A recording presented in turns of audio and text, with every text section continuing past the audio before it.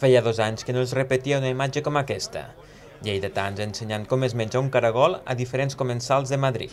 La recuperació de la normalitat ha propiciat la tornada del Caragol Tour, amb l'objectiu de vendre la festa a diferents ciutats de l'estat espanyol. S'ha d'anar a explicar fora, perquè si no molta gent no entén la magnitud de la nostra festa, els números que nosaltres remenem, no?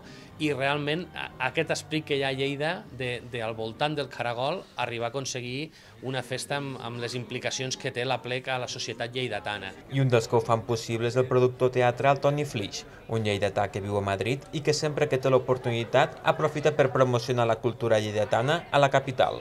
I és genial que la gent, allí on tu visquis, conegui d'on és. Per exemple, Lleida la coneixen molt i jo sempre faig campanyes, sempre explico on està Lleida, qui és Lleida, com som els de Lleida i com mengem els de Lleida.